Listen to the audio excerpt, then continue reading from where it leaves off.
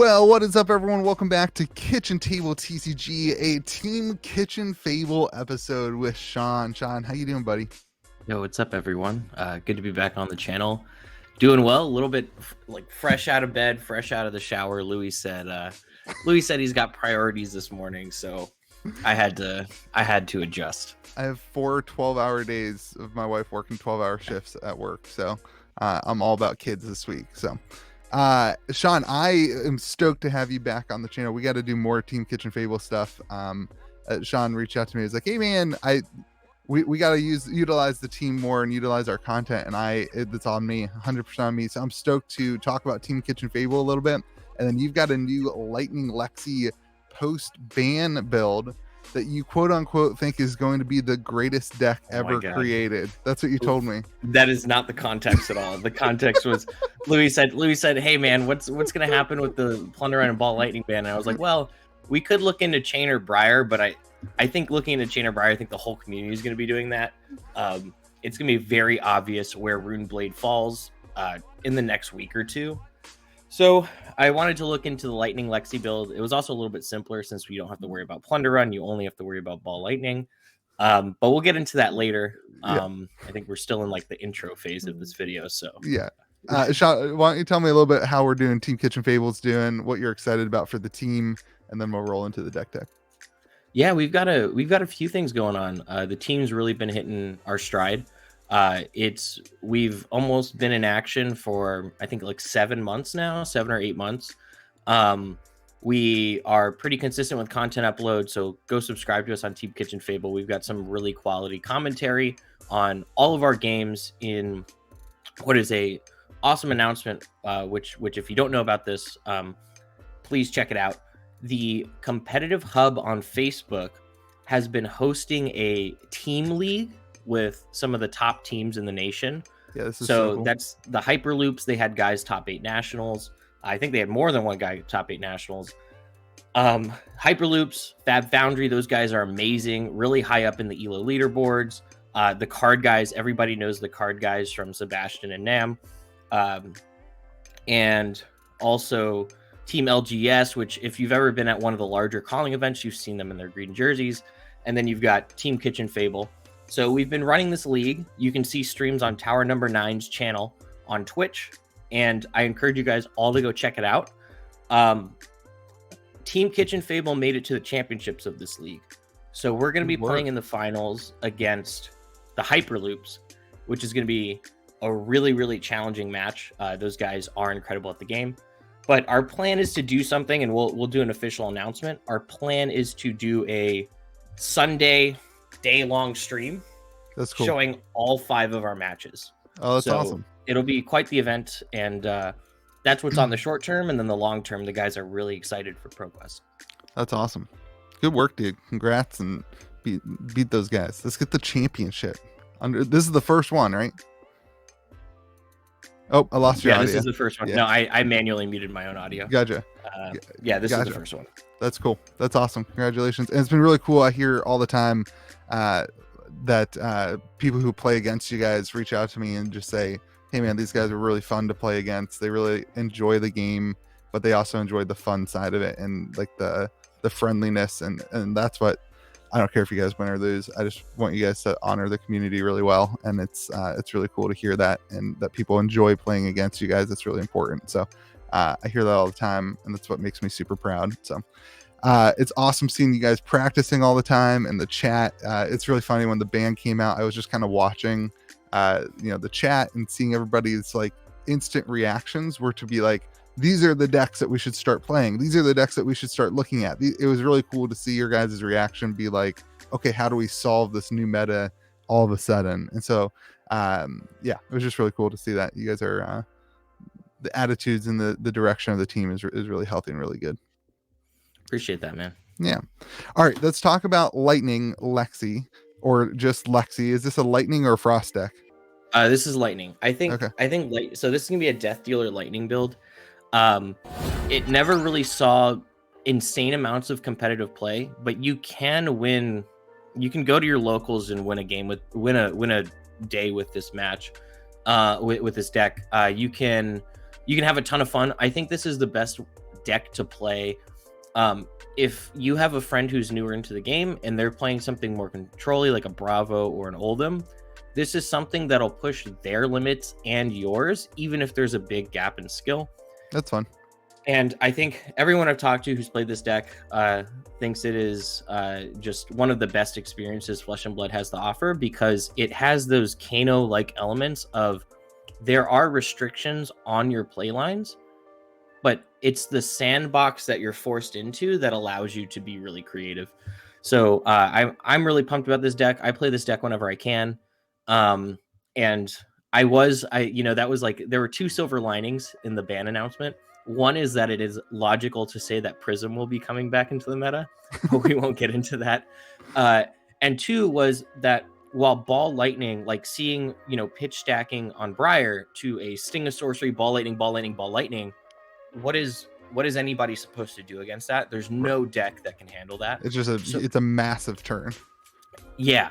Whereas this Lightning Lexi build really relied on you on playing things like Electrify into Ball Lightning, getting some creative arrows put out there, and just leaking 1 damage that would eventually do 10. It was like Katsu in that sense, right? So Katsu is, I get that hit, I go find my combo piece, and now I'm presenting cascading amounts of damage. Lightning Lexi kind of felt similar in that it was if I strategically played around your defenses, I could punish you exponentially for what that was. So I am going to miss that aspect. I do think it's still possible to play the list, have fun, and I think actually the list we're going to go over right now is not one.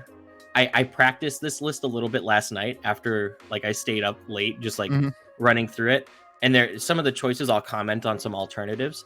But in general, I'm fairly happy with the adjustments made to this list. Cool.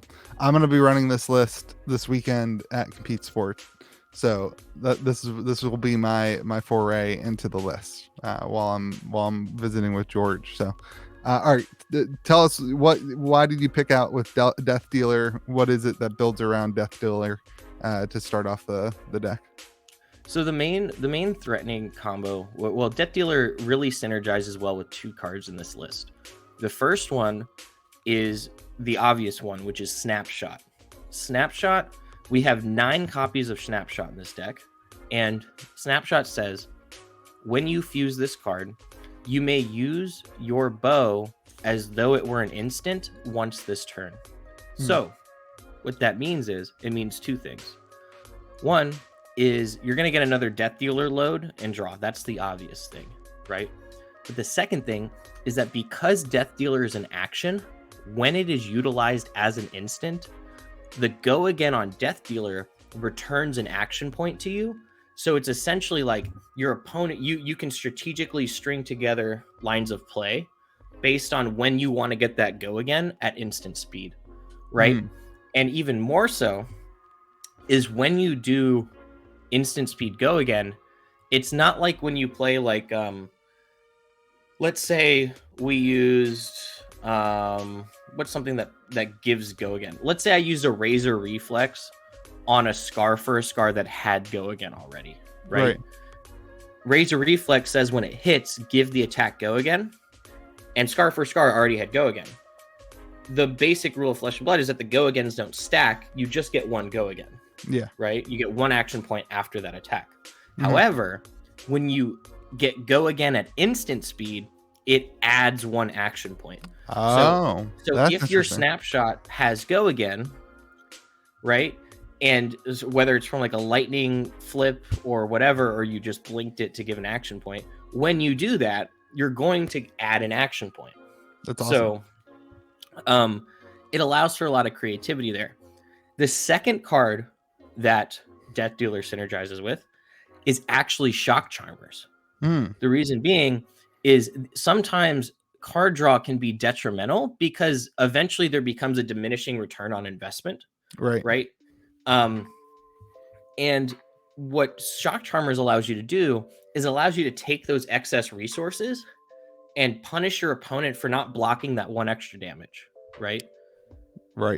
And the second thing, and this is the more advanced side of it, is Shock Charmers, because this is an aggro build, aggro has a really hard time getting over Guardians, especially Oldham's consistent like 12 to 15 block a turn. If they really want to block you out, they will.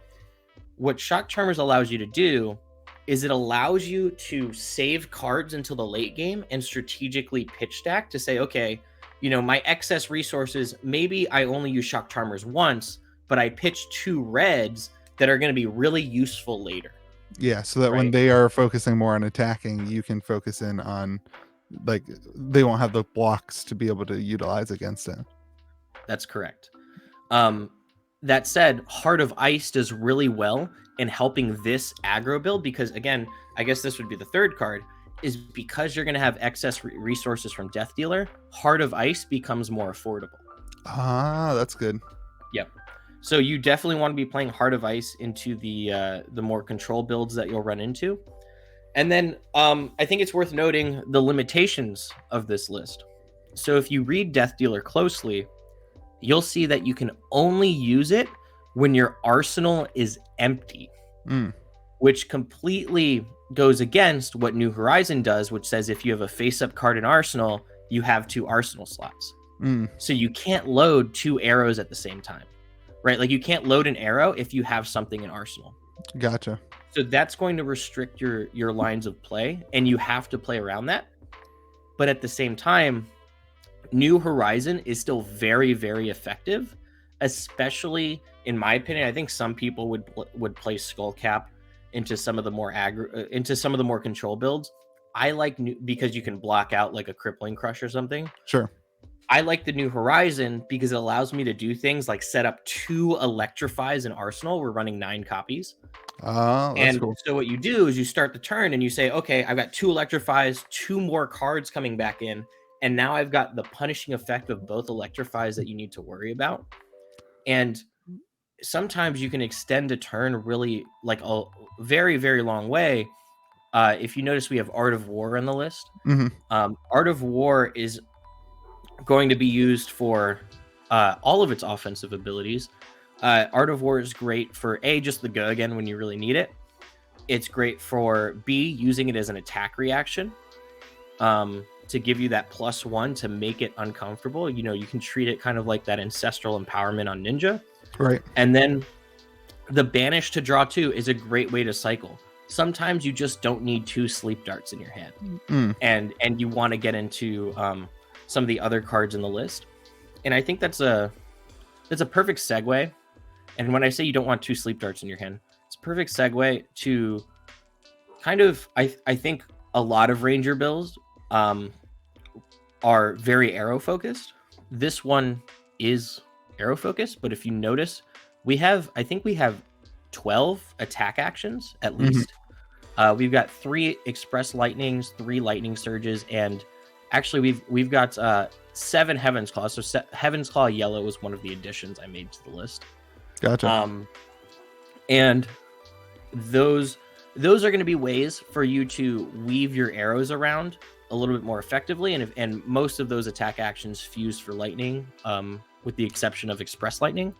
So you're going to be playing around that way, right? You kind of want to punish people with damage before or after saying, here's a Remorseless, give me 2 cards, or you're going to have a bad time next turn. Right. So, yeah. So walk me through what a kind of scenario turn looks like. Show me the walk me through what you're wanting to accomplish on a average turn. Yep. So the average turn is either going to be you annoying your opponent a little bit just to strip cards out of their hand and set up, or it's going to be an attempt to weave together combos. And the thing that I love about this list is there are clear-cut combos, but they won't present themselves in clear-cut ways, kind of like with Kano. So you have to kind of math it out. Yeah, you have to math it out, but more so, you're managing the risk reward of your card draws and resource expenditure every turn, right? So what that means is the most, I guess I'll start with the most common combo that you want to get off. at least one electrifying arsenal, because if you have two, that means you've been reeling back for a turn, blocking out. It's an electrifying arsenal, a snapshot load after that, some attack actions prior to. So if you can get out an Express Lightning with Go Again, or you can play the Heaven's Claws off the Go Again from flipping the Electrify. So when you play Electrify, you always want to flip it first with Lexi to get free Go Again. Express Lightning. Do you mean Entwine Lightning? Entwine Lightning, yeah. Okay. Wait, what's Express Lightning? I don't think that. Yeah, I can't. Yeah. Okay, so Entwine. Oh, Lightning. yeah. So Entwine Lightning. Express Lightning is a Bolton card, I think. Yeah. Anyways, Entwine. Yeah, you want to play Entwine Lightning. Fuse it to kind of present 4 damage up the top and say, right, I've still got a few cards left. Do you want to take this 4, or do you want to waste some block? Well, and if you've played the Electrify before too, now you're threatening 5 with the Entwine Lightning. Exactly. Yeah. You're right. Yeah, exactly. 5 or up to 7, right? And then honestly, what you can do sometimes is if it's obvious that they're not, like if your opponent has no card, like 4 cards in hand, nothing in arsenal, they're a more aggro deck, sometimes you can just dump shock charmers on top of it. Yeah. Which is totally viable. And there's a lot of blues that allow you to do that. And the main blue that I would advocate doing that with is the blue Lightning Press to save it for the late game. That's I'm not answering your question. No, you are. So it sounds like playing.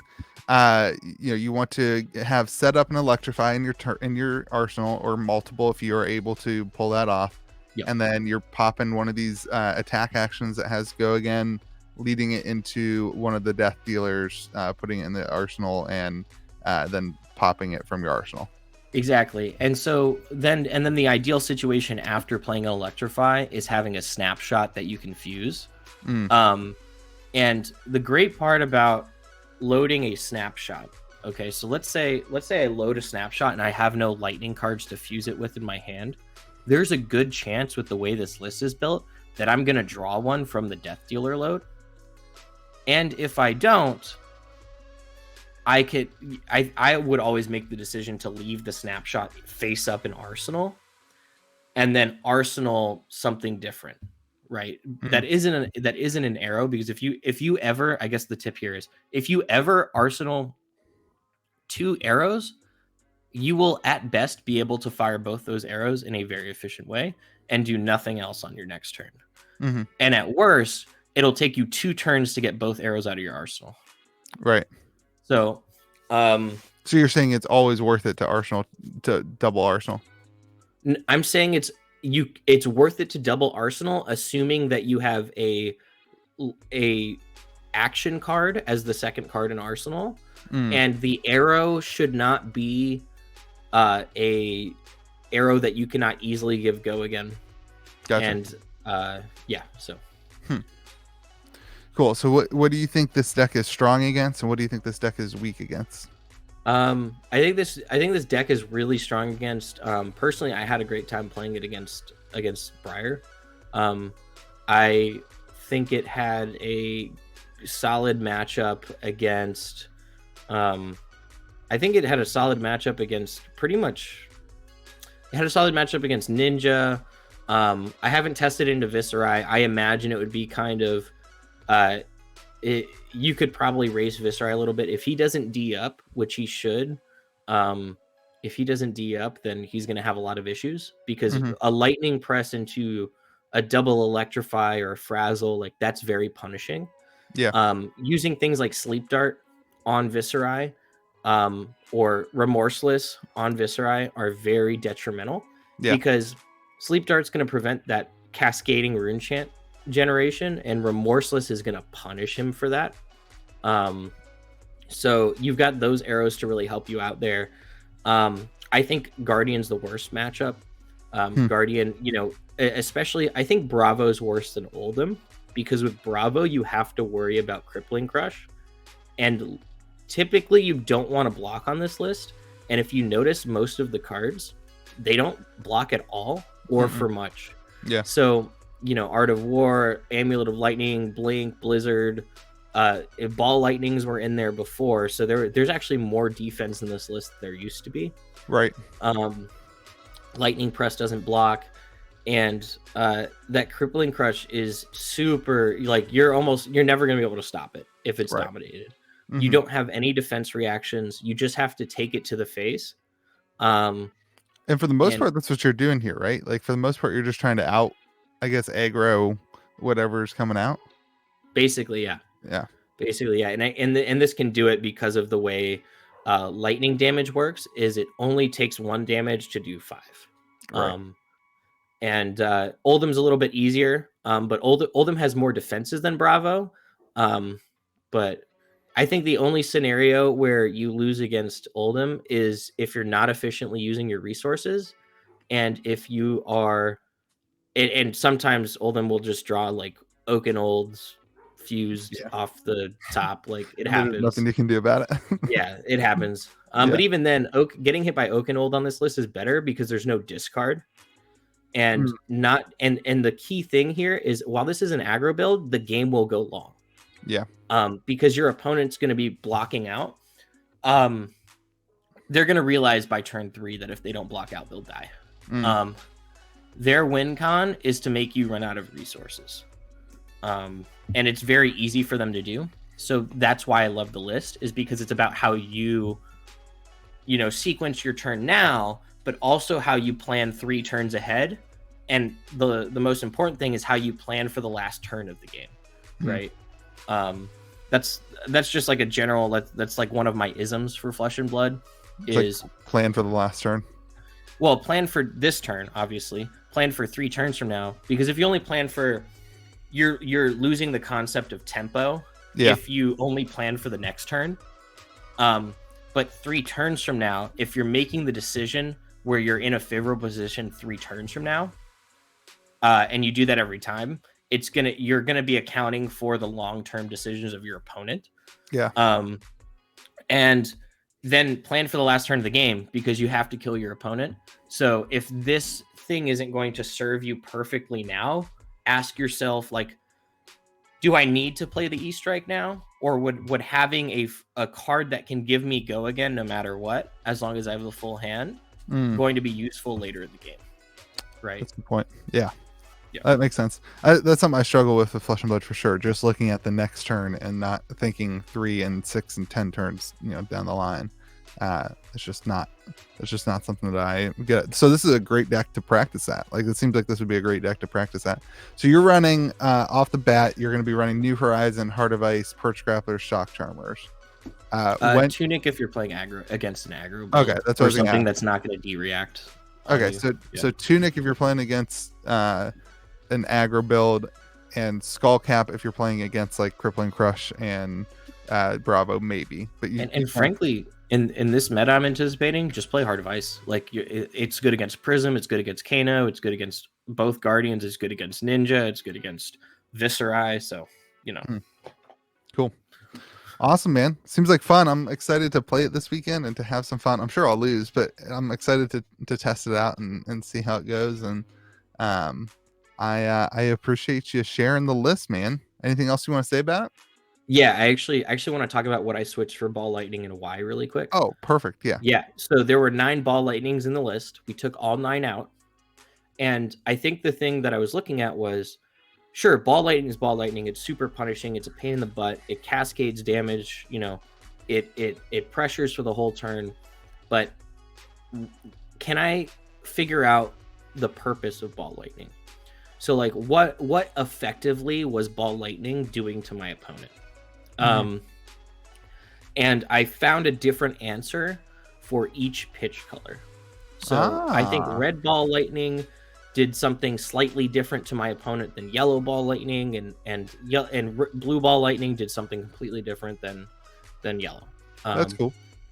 So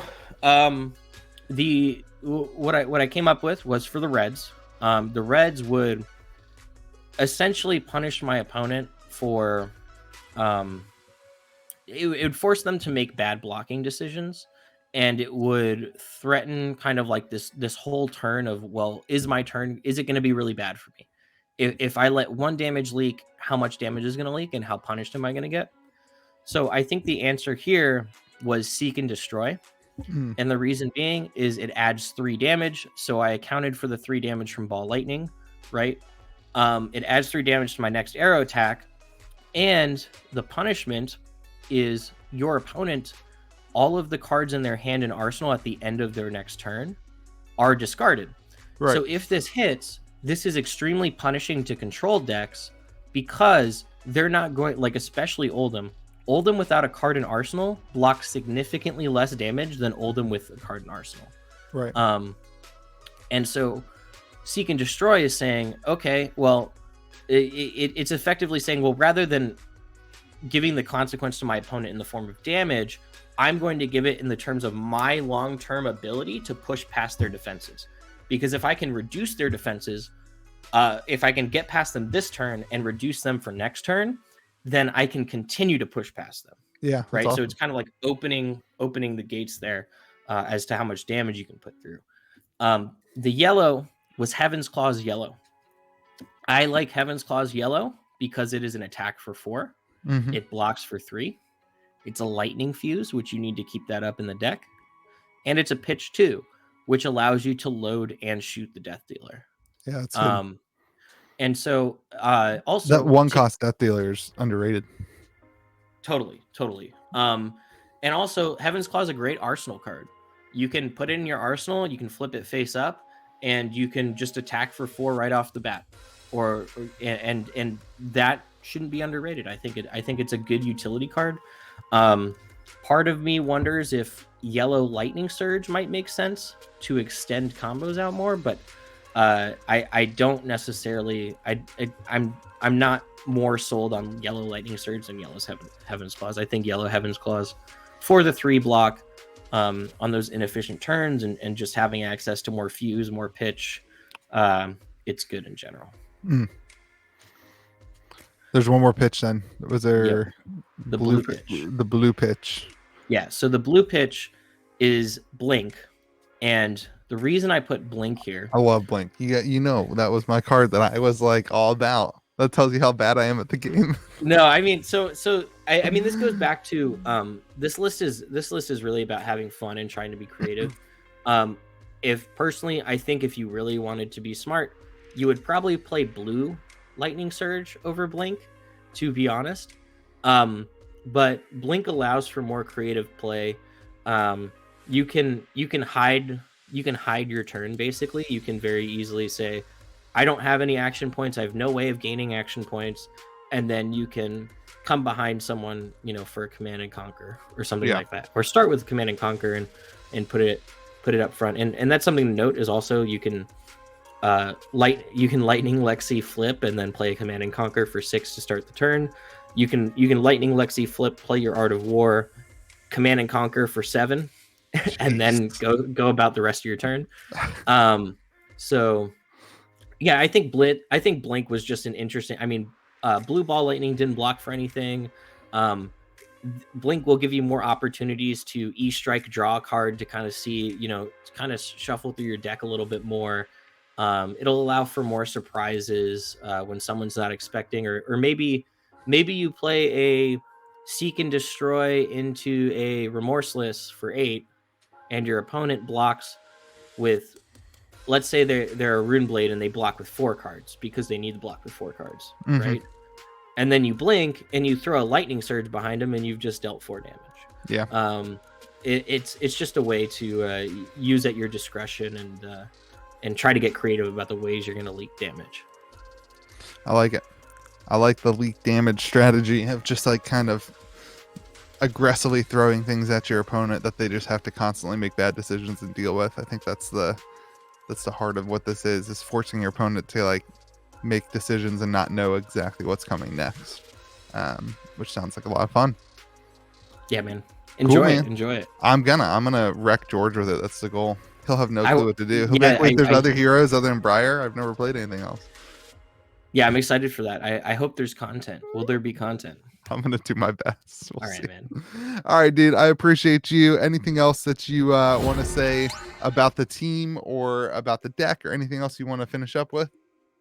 Now, just go subscribe to us on Team Kitchen Fable. We've got a lot of stuff coming. We are going to be launching a Patreon very soon. I think it'll be a lot different than what you're seeing from other Patreons in our space.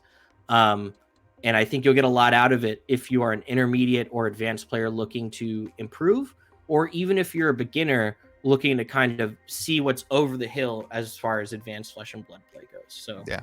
Definitely stay tuned on our channel. And you'll hear more from me on this channel as well. Awesome, man. I appreciate you and what you're all about. And thanks for the deck tech.